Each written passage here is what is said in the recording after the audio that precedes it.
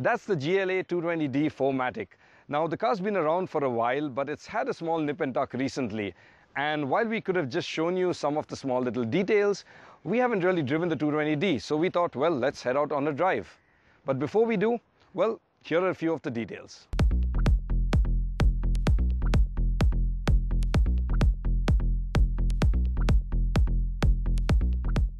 Mercedes haven't altered any sheet metal, and actually the biggest change to the exterior is the addition of the LED headlamps. Apart from that, there's a new grille with a perforated twin blade design. The lower edge sees a new bumper cladding. The sides wear new 5-spoke alloys, and the rear has crystal effect LED tail lamps. And that's about it. On the whole, the GLA doesn't have the stance of a traditional SUV. But what it does have is appealing looks with its swoopy lines. On the insides too, changes are minimal. An ambient lighting system with 12 selectable colors and a new instrument panel with a color multifunction display. However, it remains fairly well equipped. Let's take a look at the feature list.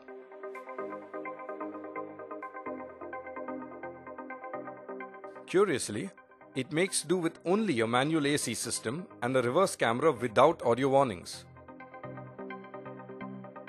Powertrain choices include a 2-liter petrol and a 2.2 diesel in 2 states of tune.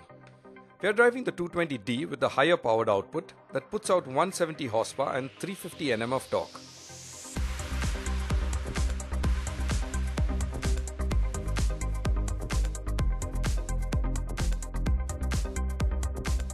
Now this engine under the GLA hood has been the mainstay of the Mercedes diesel fleet, powering everything from the A-Class to the E-Class. And under the GLA it does a fairly decent job. Acceleration is brisk. You do get a strong surge past the 1800 RPM mark. The only downside though is at the higher revs it is fairly audible and the diesel clatter does come through. The GLA gets driving modes that alter the powertrain and steering only, with no further changes to the suspension or other dynamic components of the car. This car is no SUV, but it can indulge in some light off-roading with its 4-wheel drive and sufficient ground clearance. There's also a hill descent mode to bring the GLA down slopes in a controlled manner. The steering is nice and weighted, but I do feel it a touch heavy in tight traffic conditions. We weren't impressed with the ride of the earlier car, finding it quite firm and crashy. But this one seems to have a small improvement. Now Mercedes say there haven't been any suspension changes, so this ride difference could be down to a different make of tires.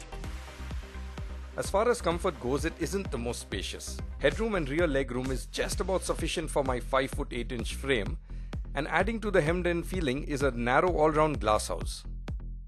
So what's a new GLA like? Well, let's face it, it's just plastic surgery.